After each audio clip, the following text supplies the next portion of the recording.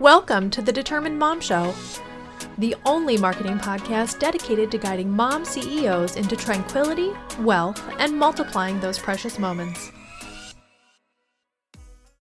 Welcome to this episode of the Determined Mom Show. I have the lovely Tyronica Gibson with me today, and she is the founder and creator of the Parent Playground app. And she's also the host of the Shift Happens podcast. And I said shift with an F. Welcome, Tyronica. Hi, thank you. Yeah, I love that name, by the way. It's hilarious. Yeah, it's a play on words because, Yeah. both ways. Yep, it definitely does. It definitely does. So I'm really excited to have you here because this is something that we haven't talked about yet on the podcast that really, really is important and it really needs to be talked about. So we're going to talk about how to own your co-parenting role and make your life easier. So before we get into that, can you just tell us a little bit about you and your background so everybody is kind of familiar with you as we go forward? Yeah, so as you guys know, my name is Tyronica. So I pretty much like a mompreneur. A lot of my things that I do, like a lot of other parents, revolve around, my child.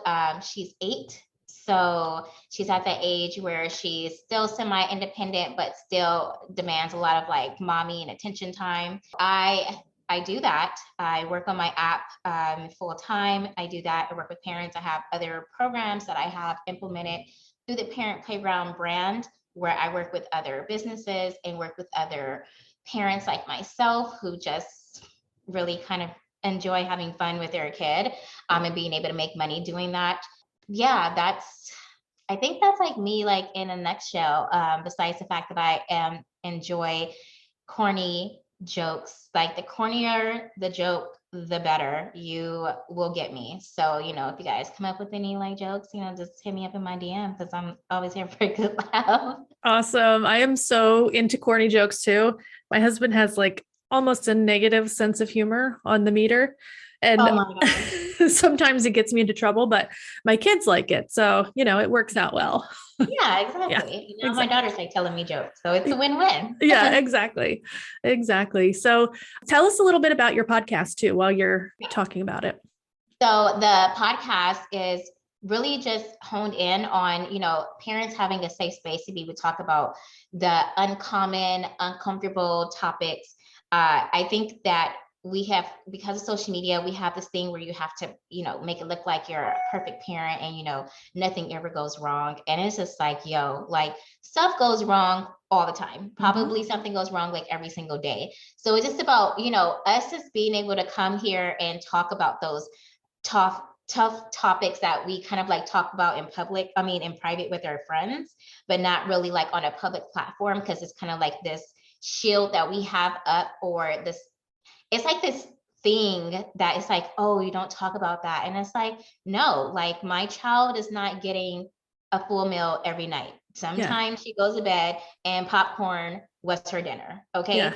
So it's just about like owning up to like what parenting like really is, and being okay with not being a perfect parent, because you're never going to achieve that. So it's just about accepting where you are now, meeting you and your child where you are, and having that space to talk about it and have other parents relate, and then maybe even give you a shift on how you can direct a way that you do something if you're trying to look a different way to do it versus the perfect way, because that's non-existent.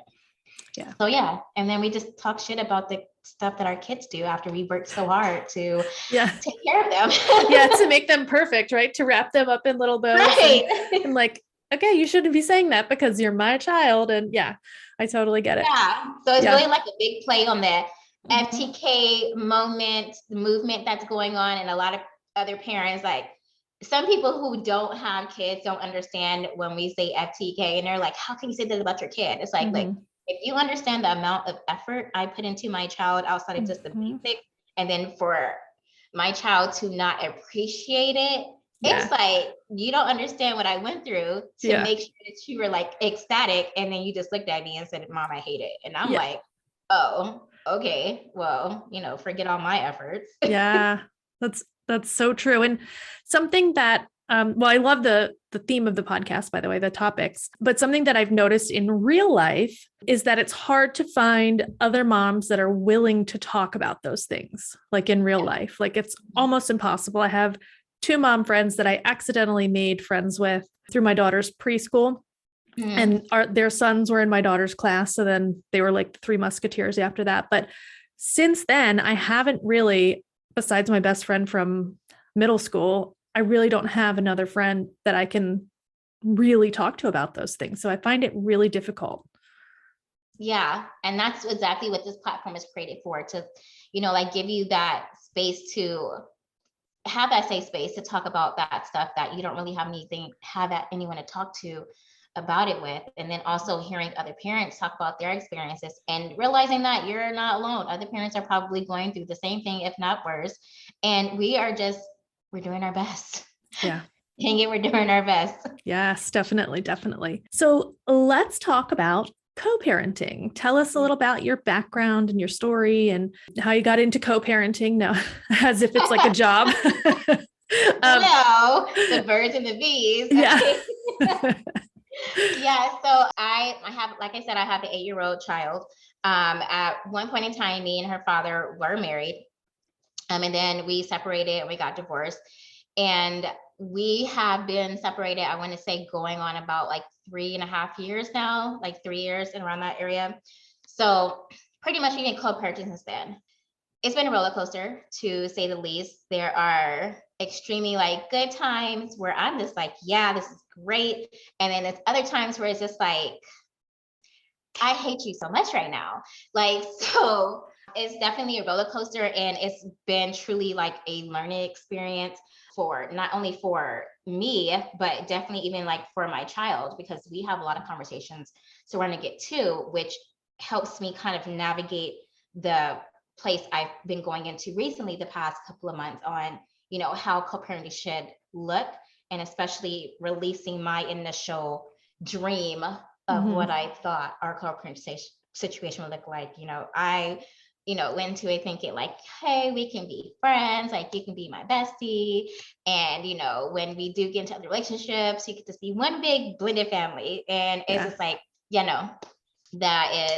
that's not going to happen. So I had to really be okay with that alternate reality and learn how to make that work, so it isn't so much friction on myself and especially on my child, because she is the direct bearer of, that situation. So she's affected way more than what I knew at the beginning. So that's why a lot has transpired from then until now.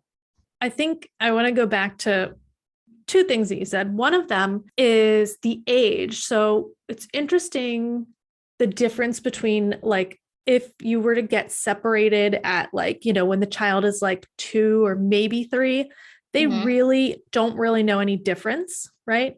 But with your daughter being 8 and having it only be like 3 years ago, so she was like maybe 4 or 5, she probably remembers what it was like to have you both under the same roof. So I feel like that's a little even more challenging than if it's a younger child and you separated before they can actually like cognitively keep all those memories in place. Yeah, definitely. Because it did happen for her perspective. I can see how it happened like really fast. It was like one day mom and dad are in the house together, and literally within a month time span, like we were. So, and then it was a switch of, living in one state to us completely moving to a different state also. So it was a lot that changed in such a short period of time. I actually enrolled her into therapy because she had a really hard time, letting go of the concept that her parents weren't going to be together.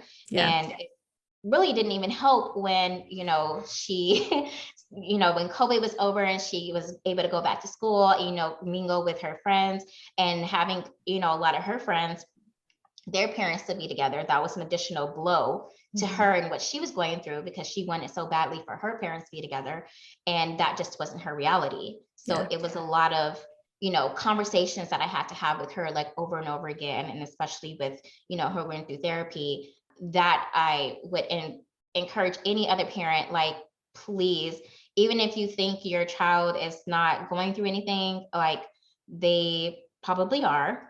You have to understand this is a life-changing experience, not just for you, but for them. And having a therapist, because at the beginning, she wasn't so comfortable speaking with me about how she really felt. She just wanted to keep it like, why can't you and daddy be together? Instead of like, a conversation of her trying to get to that acceptance phase. Like she was really like stuck on, I'm not going to accept anything differently. That's where the therapist came in and was able to give us great assistance with that. So now she understands that, it's going to be two different households. And I try to explain to her like, hey, like now you get like double of everything. Like you get like two worlds. So it's like you're winning, quote unquote, because you get double. Yeah. So That's awesome.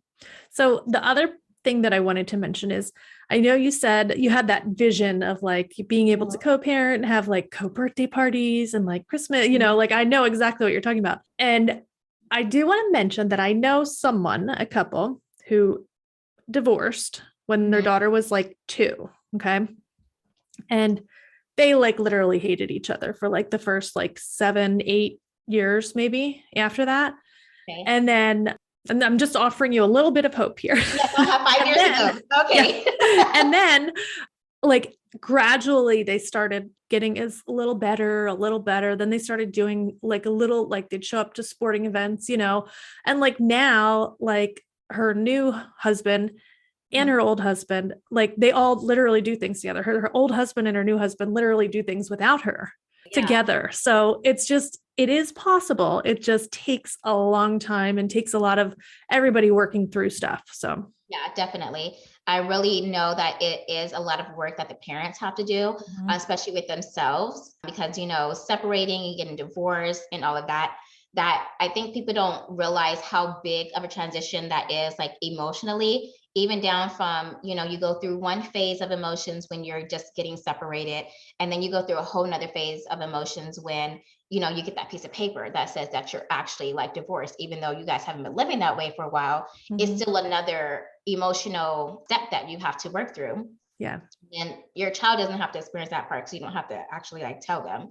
But yeah, so like that was like my initial thing. And at the beginning, like we were like cool, and like I felt like the co-parenting was going great.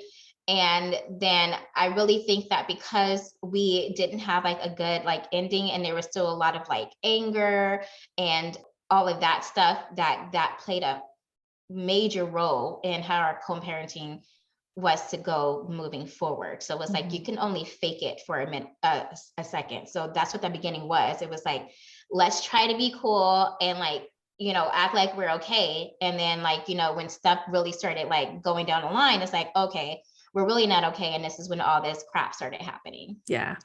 Yeah. I know it's hard, but you're doing an amazing job. And just being able to talk about it and, share your experience and all of those things is such a huge blessing for everybody listening. So I truly appreciate that. What are some of these structures, and how do you set up your role as a co-parent in order to make things easier for you and your daughter? Woo! All right. Well, let's get into it. I have a list for that. All right. First things first, working on yourself as like a person, not as a mom, a daughter, or whatever else you do with your career, literally working on yourself. So I went through an extensive like 6-month transformational program. And again, me and my daughter enrolled in therapy at the same time. So it's like I started doing a lot of work like on my mental and emotional health. And then again, changing the way that I ate, exercising, which I don't always stick to, but really the key is working on yourself, because if you're not honest with yourself where you are emotionally and mentally, like nothing's ever going to change. So I also have to be honest with myself and have a conversation with myself, like, hey, like you're not okay. And it's like, even though you made a great decision by ending this relationship, you also at one point really wanted this relationship. So that's still an emotional change that you have to go through and, go through that grievance process. So it's really just about focusing on taking care of yourself, because when you're not in a good place, it's going to affect everything. It's going to affect the way you parent. It's going to affect your job. And it's definitely going to affect your co-parent relationship, because now your problem has a face and it has a name, and we project that onto the other person.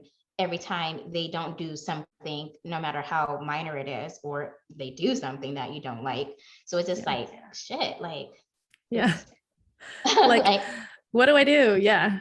yeah. Yeah. So that for me, like that is like the first thing. I even suggest that if you can, if the other parent is open to it, doing kind of like a co-parenting course together or like a therapy session, because I think that because the communication is kind of like diminished from your relationship, and having that shift into this co-parenting thing is extremely difficult to navigate, especially when, because you're two different people. So you're not going to be exactly at the same area at the same time. So just having like a mediator there to guide you guys on your communication and how you guys can figure out how to work with each other and meet each other where you are, and kind of like reprioritize your focus in your child.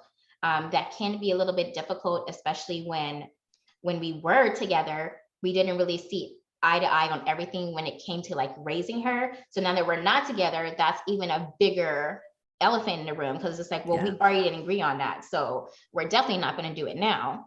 But it's just about, sometimes you have to mix the co-parenting with parallel parenting, if that makes sense. And if anyone listening doesn't know what parallel parenting is, it's really like, this is the area of parenting where we're not working together necessarily on it. Like when she's with you, you do whatever you feel is best in that situation. And when she's with me, I'll do whatever's best for her in this situation.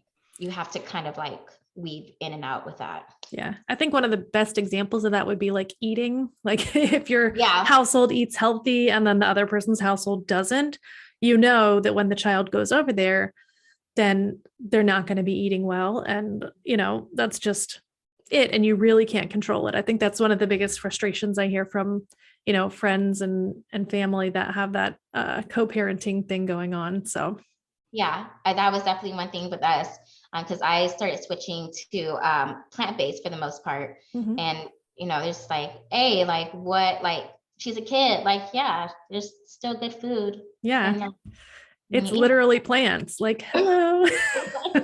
Like, what else is better than that? No. And then I found plant-based chicken nuggets at the store. So it's just like, hey, like she doesn't know the difference. She loves it. So it's, let's just agree to disagree. And then you just do what you do and I do what I do. Yep. Yeah. I love that. So we have taking care of yourself and potentially going to counseling with your co-parent, and then also putting your child in counseling. We'll add that one back in from before we started talking about the steps, but what are anything else or? Yeah. Accountability, and accountability goes back to yourself. So you have to understand when you're in a mood or when your mind is in a certain thinking phase that can hinder your co-parent relationship. So it's not all about blaming the other parent for, what you feel like they're not doing or what they could do better. Because at the end of the day, they're their own person, and they're kind of like in a stage right now, like F you. So it's like, you're really not gonna get anywhere. So you can I got stuck into this thing. I kept complaining about like what he wasn't doing and what I feel like he can do differently. Cause I felt like, I've always had all the plans done for her. Like when it comes to like weekend activities, like I would, at the beginning, I was even planning their like weekend activities together. And, that segues me into like being like an enabler now. So it's like, you're never going to learn how to be a parent on your own without me, always like kind of like hand feeding you and like setting up everything. So one, I had to cut that off. I had to cut off the enabling and, had to pretty much like kind of like train him like, hey, like, this is how I find events. I'm just like a normal person. I go on Facebook and I find events. And this is actually how the app, one of the reasons the app came about, because one day he told me, he's like, she's a little girl. I don't know what to do with her. Guys, we don't just set up play dates. And I'm just like, and when he said that, he's been saying that for a while. And then one of my male cousins came and told me like he was going through like a similar situation where he just doesn't know what to do with his kid because when they were with their partner, the partner planned everything and they kind of just like, they were told. So I'm like, okay, so clearly this is a widespread problem through fathers when they are separated. So that was another reason why the app, I wanted it to be so important that fathers were included. Cause like, you know, honestly, they just really may not know. They weren't in that position at first where they had to figure it out. So now they are, and it's just like, hey, at least here's a great starting point, and you can start finding the places that you go. So now they go to LOL Kids all the time. Like that's their staple place. Like how we have a staple place that we just go to by default. So it's like now he's able to navigate that. So it was about me, you know, letting go of like my horns and my controllerness of me having to be in control, and understanding that I couldn't enable him anymore, because I, on one hand, was enabling him and then getting mad when he's asking me a question about something I feel like he should know. Yeah. So it's just like, you know, that's not fair, because it's like you're getting mad at what he's always done. So you have to give him time to transition into that. And again, that goes back to accountability for yourself. And it's like, you can't always like blame the other parent. You can open up this space. And how I operate is, because I'm still a controller, you know, work in progress, but it will always be what it is. Yeah. I'm going to tell you, and I'm going to teach you. And then after that, you have to continue to execute it. Now, I'm only going to get upset when you're not continuing to execute what I know you know better. But also, when it comes to being a parent, like, this is my first kid. It was a lot that I had to figure out on my own. So between YouTube, Facebook, all these groups that are out here, like, you know, I'm not magic. I mean, I am. Yeah. But on the other hand, it's like you have to take the initiative to learn what it is that you don't know. So after you get to a certain point in your life in parenthood, like there's no excuse for what like you don't know, because it's cool. You don't know this first time, but you can find out how to do it differently or better moving forward. So it's about you taking that initiative. So that's where my problem comes in, or our problem comes in a lot. It's just like, I need you to take initiative, because I'm done with the teaching and learning phase. Yeah. I've given you the basics and the foundation. Now you just have to navigate it for yourself. Yeah. And I think it's unreasonable, like you said, at a certain point, to knowing that Google is out there and like you can literally find the answer to any question within like 2 seconds. Like there's no excuse anymore. Like maybe like back in 1990. Yeah. Right. Now we're in like 2022. So no excuse. I'm like, yo, like we live in Vegas. There's always something going on. Like there's literally no excuse on why you can't find something to do. Yeah. And then luckily for us, like our child is like really chill. Like she's really good, but just like, oh, like I'll be in the house this weekend, and you know, she'll just want to play on her tablet with her friends, you know, that dang Roblox, or like, you know, we'll go to the pool. So it's like, she's not even the type of kid that you have to plan all this extravagant stuff for. Like she's really content with like the bare minimum. I can take her to the dollar store and get her a balloon, and she'll have the time of her life. So yeah, and it's just, so going back to the main accountability, well, done with accountability. Now this shift is into blame shifting. So there's a whole lot of victim mentality that, you know, the parents take turns on being in. It's like, you know, well, you did this, you did that. And it's just like, at the end of the day, it doesn't matter. If we're both focusing on our child, then I mean, very few things can actually go wrong, but it's like when your focus is not there, that's when you leave room for error and you leave room for friction and all the arguing and all that stuff. So it's like, you can, like I said, you can complain about what the other person is not doing, but at the end of the day, you have no control over them. You can only control how you react to it, and then make adjustments in your life to combat that. So I even did like a small thing to where like seeing his name pop up on my phone is triggering. So I changed his name on my phone. Yeah. What did you change it to? I must know, unless you can't share it. Yeah. So right now the name is Chad. Okay. So like, even when, like, if I have to like, feel like I need to like vent really quick to like my friends or somebody, and you know, I know my child, like, you know, kids, you think that they're busy, but you know, they have like bionic ears. So like, I even started like using like different code names. And then it's like, now even when like I'm switching up names, you know, for him, like how I say the name, like they know like who I'm talking about, or like, you know, whatever the situation is. So, you know, a little trick for myself, and it works great. When I see that little name pop up on the screen, I'm like, oh, okay. You know, yeah, it's not also, as triggering. I love that. I think that's funny. I was thinking you were going to say like some kind of like interesting nickname or. No, just I love it. super basic, super Yeah. unrelated to anything. Just, you know, Yeah. even if you try to change a name to something that you're still going to trigger yourself because you're changing it to something that's non-desirable. So I Yeah. had to change it to something that didn't make me feel away. I don't even Mm-hmm. know a Chad. So Yeah. it's like, I have no attachment to that name. Yeah. So I think Chad and Karen should be like the default, the default co-parent names in the phone. yeah, Chad and Karen. exactly.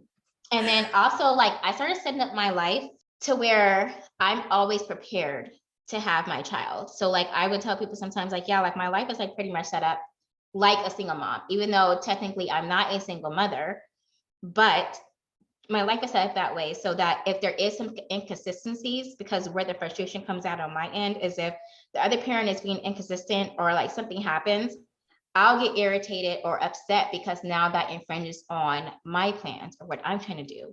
But if I already have my life set up to where no matter if assuming that I'm going to have my child, then when that inconsistency happens, I'm not as affected. Like true enough, I'm still going to get irritated. But at the end of the day, like that irritation, I'll just go through that 5 minute, you get 5 minutes to be upset, do whatever you need to do, and then get back on it. So it's like now that I have all those back end processes for myself set up, whenever he doesn't do something that I expect him to do, it's not as bothersome because it's just like, one, I know this already. And two, I'm already set up to handle this. So I already have like an on-call babysitter, like, you know, so none of my plans or anything has to shift at the last minute. And granted, when you're a parent, stuff does happen at the last minute because, you know, you have a kid, you know, she's Mm-hmm. going to hurt herself or she gets sick, whatever the case is. But for the most part, it's like when it comes to him doing something, there's no longer he can do. Mm-hmm. So it's like, okay, I have to set up to have my kid. Yeah. And it also comes down to communication. You know, sometimes when you guys are not in that good phase and, you know, there's a lot of petty like blows being said, it's kind of like, I would get upset. And then my best friend, she talks to me all the time. She's like, Ronnie, like you're getting upset about shit that you know that he does. Mm-hmm. And it's just like, you know, you're saying that he said all this stuff to you. And then I had to realize and have a conversation with myself, like, he can only say so much to you in one message. So it's like, if you don't even engage or even respond to that message that quote unquote pissed you off, Mm-hmm. he can't say the other shit afterwards because you Yeah. already didn't respond. Yep. So it's just like, duh, like you're just doing it to yourself. Like, you know, he's texting you to piss you off. So it's just like, Yeah. are you gonna fall into it, or are you just gonna be like, yo, like, have a little pretty party and Yeah. I'll talk to you later? Probably not, maybe if I don't have to. Yeah. But also, like, so again, it's all about self-control with yourself. Because again, an argument can only happen when two people are engaging in an argument. That's very true. There's only, yeah, you can't have a one-sided argument for sure. I agree. Right. So the best they can do is text you a couple of stuff back to back, and then they're going to get tired of talking to themselves. And then that's fine. And then you start doing that and you start like training them. So it's like, ever since I started putting that into practice, because I'm more of a, I got to have the last word type of person. Like, no, let me tell you about yourself. Mm-hmm. And I'm just like, yo, but that's only irritating me. Yeah. Because So you're like kind of, it just bounces off them and directs right back to you. And you're like, yeah. Right. So just like, and then I'm all like hyped up and frustrated and just like, yo, just stop responding. And then, you know, now it's working out great because he texts me a lot less bullshit now just Mm-hmm. because he's not going to get a response. And then I have like this rule now, just like, if you text me something, I'm not going to respond. And then what he'll do is, it's so funny. I wonder if he's going to hear this and be like, oh, that's what you've been doing. Like, yes. So he'll text something that try to triggers me. Then I won't respond. Then he'll text something that's relevant to the child Mm-hmm. because it's like, oh, now I want you to respond to me. But my new rule is once you cross that line, you are now on communication block, Mm-hmm. or however you want to title it. Like there's a time period, and for me it's 24 hours, where no matter what you text me after that, even if it's directly related to our child, because you already crossed that boundary, you cannot communicate with me for a 24-hour period, no matter what it's about. Mm-hmm. So unless That's it's a dire emergency where, you know, she needs to get rushed to the hospital or she's missing, Mm-hmm. there's no reason for us to communicate right now. Right. I like that. So That's like a hard boundary. And he knows that, like you've told him that, or he I just didn't kind tell of him, felt it. I just started doing it because it's like, you Mhm. know, you have to train the people how to treat you. Mhm. So I they're love going to that. keep doing what they do by your boundaries. Mhm. So people are going to do what they do, but it's like your boundaries are, you're responsible for yourself. So it's like you can say you have boundaries, but if you don't enforce them, then the other person's going to do what they do, and then you to keep getting mad at them for doing what they already do and what you allow them to do. At the end of the day, it's what you're doing. You're allowing them to do it. Mhm. It's not smart. It's like very stupid. It's like Yeah. people can only treat you how you let them treat you. Now, the first time, okay, maybe could have been a mistake. The second time, you know, I gave you benefit of the doubt. But like, I feel like after the third time or at the third time, if you kind of know, like, this is just something that they're intentionally going to do. So you have to decide how you're going to navigate. That's not just with co-parenting, that's with anybody in your life, including your child, like we all know. So sometimes you have to treat them like your child also, because you also have to remember this is your co-parent. This is somebody who you used to be in a relationship with. They're Yes. used to having a certain type of access to you.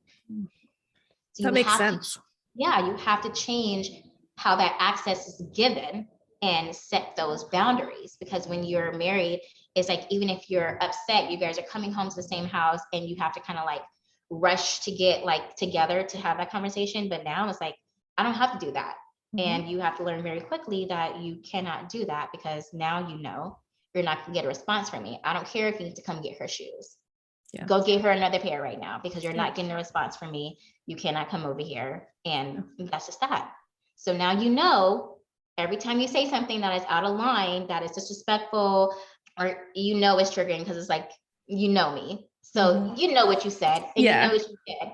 So it's like, I don't care how minor it is, you can't do that, because if you expect me not to do that to you, because I try not to get into verbal arguments, because I'm very like cutthroat. And then I'm Mhm. not one of those people that, oh, I'm going to say something petty that doesn't even matter. Like, oh, you're ugly today, or your hair looks crappy. Like, no, Mhm. I'm going to say some stuff that's like some real stuff that Mhm. like really bothers you. I'm like a mental freaking terrorist. That's why I try to shut up and like leave me You're a mental alone. terrorist. Yeah, because I'm Oh going my to say God. something to where it's going to go into your mind right now, and you're Mhm. going to wake up at 3 a.m. the next day and be Yeah. like, yo, she really said that. Like, yes, that's the type of stuff that I throw out. So like, I really even try not to go there. Just like, just leave me alone and like, just focus on our child. If it's not really about her, you know, education or her health, there's really nothing for us to discuss. And at that point, I just feel like, you know, she's in school, she's 8, she can communicate for herself. So we Mhm. both have access to like her doctors, her teachers, her therapists. So it's nothing truly that me and him have to actually directly communicate about, other than what time are we meeting up to, you know, exchange our child. Other than that, everything is kind of like self done. So even down to, oh, summer programs, okay, cool. Yeah. All you have to do is just send me a quick text, hey, I want to enroll her in this program, or I enrolled her in this program. Okay, cool. I'm not doubting your decisions, because I know you don't have any bad intentions for our child. So Mhm. do what you think is best, and I'm going to roll with it. Yeah. Anything outside of that, that's what I have a problem with. Yeah. That's awesome. Your structure, the thing that I love the most is that you literally have like structured your thoughts around this. Like, I love it. Like, you have structured your thoughts, you've structured your life, you've structured your, your feelings, you know how you're going to react if this happens. I absolutely love that. You've like planned it ahead of time, and it's phenomenal. Like, you have to, because like it was one point where I was like literally going crazy, and I was like calling my therapist every day, and she's like, hey, I'm letting you know, like, she called me one day, it was like, I'm checking in on you because I want to let you know that you've used up your allotted. That's what I thought you were going to say. She's like, you've reached your limit. Right, she's like, I'm trying to apply for an extension, but I'm just letting you know that you used it up for the first half of the year. And Oh my she's telling me goodness. this in February, and Oh I'm my like, goodness. what am I supposed to do until June? So I'm Yeah. like, okay.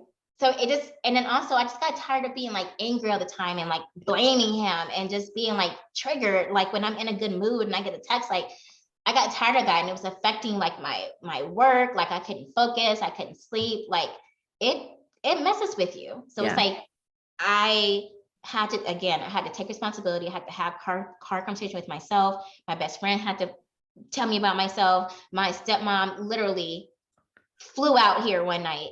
I called her after one of our arguments. I was like crying, and I was just like so upset because I felt like I had been doing like so good, and then like our way just blew up because I clearly wasn't doing as good as what I thought I was doing. Yeah. And like I called her like all crying, and I was just like so upset, and she just hung up. She's like, "I'm calling you back," and I'm like, "Okay," like I'm That was helpful. right. I'm trying to vent right now. Mhm. And then next thing I know, I get a text message, and she has a flight itinerary for her flying in the next night. And she's Oh, like, that's "I'm awesome. coming out there to get you together." And I'm just like, I'm like, I don't know how in trouble I am right now. Yeah. That's a Because blessing though. That's I huge. mean, it is. She's literally like a godsend, and like she gets me together all the time. I can talk to her about anything. Like both of my moms, like because Yeah. that's my bonus mom, my stepmom, and then I have my biological mom, and we're just very close. Like they both know like everything. So it's Mhm. just like I'm very close knit with like my siblings and my That's great. parents. And do you feel So like that also allows you to be a better co-parent, to have that like mental, emotional, and maybe even like babysitting or, whatever support? yeah, definitely. Well, here I don't really I have like my babysitter, which is actually one of my really good friends, her daughter who's in high school. Mhm. And Kelsey just loves her so much. Yeah. So, that's perfect. And then, lucky for me, she's very similar to how Kelsey is. They're both just kind of like out the way type of kids, and, don't really like to do too much. They like to have their fun and then come back home. So it's Mhm. like she's mostly always available for me when I need her last minute, which is great. So yeah, and it is about having a support system, but most importantly, because most of my support system is not here physically, having those FaceTime talks or being able to call them, it's a very big deal. But also your support system should also be people who are not going to fluff you and bullshit you. Like I'm Mhm. very big on check me when I am doing wrong, because I'm not perfect, and I know I sometimes do stuff how my auntie says, baby, that's out of order. But Out of order. I love it. when you let your emotions get the best of you, and it's again, you get to that point when you're going through the process of not taking care of yourself. So when I called my stepmom that night, all hysterical, it's because of a 2 week time period where I wasn't taking care of myself. So that's how I got to that point. Mhm. You So just taking care of yourself is a daily thing, because mentally it will mess you up. And then at that point, anything can trigger you. That's very powerful. And thank you for sharing that story. And I think it's awesome that you also kind of that, the stepmom thing kind of came into it, because it's a really good example of, having that emotional support and having those people to kind of check you. Right. Yeah, Yeah. exactly.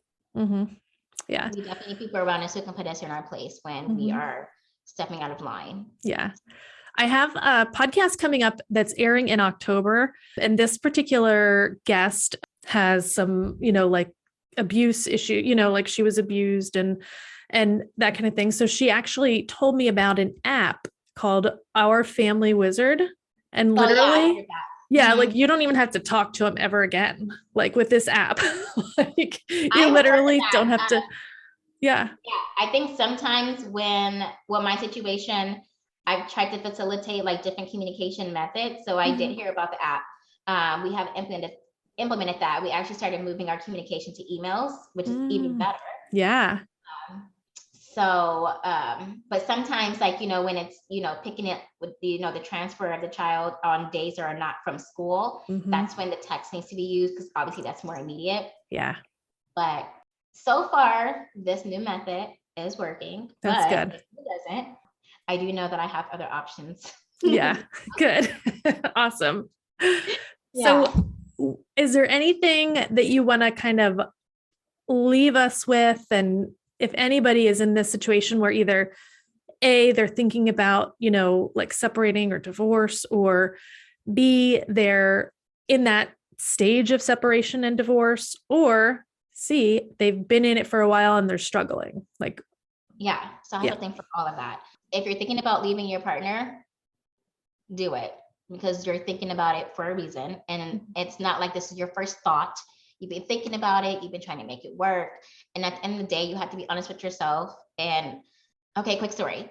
How I decided to leave my partner was I was watching The Good Doctor. And it, like, the episodes just kept happening to where everybody kept getting a notice that they're going to die like so soon. And they're like, yeah, you have 3 months to live, 4 months to live.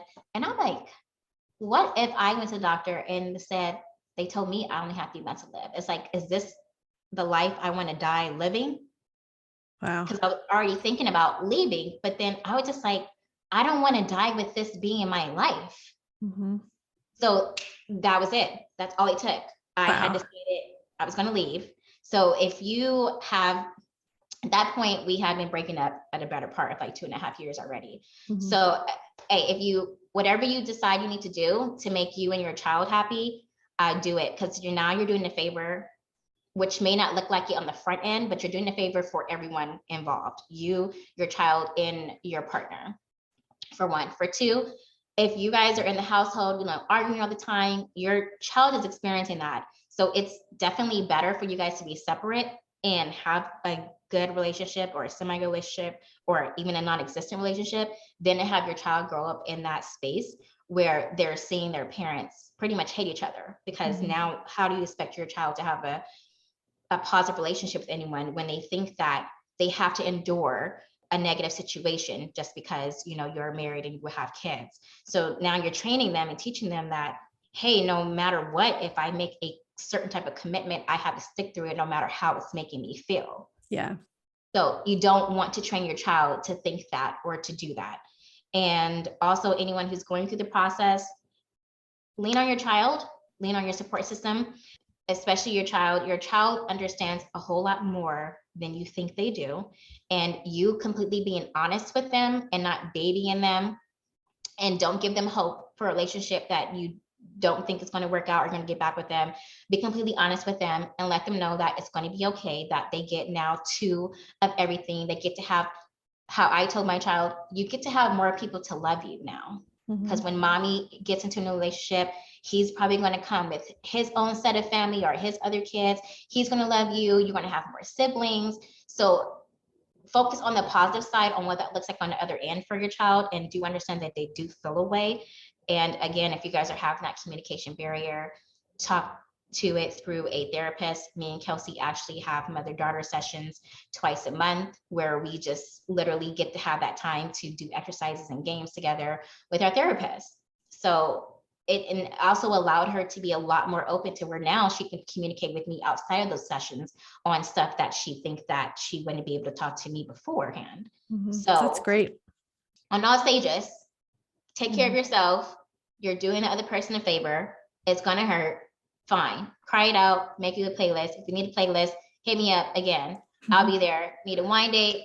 We can cry it out together, and I'll give you a really good pep talk. So, awesome. Yeah. That's awesome. I love it. Well, thank you so much for sharing all of this. This is going to be extremely helpful to so many women, and I absolutely love it. So where can people find you online? Like, where can they connect with you to get the playlist or the wine date? Yeah. So pretty much anywhere. You can search me on Facebook, Tyronica Gibson.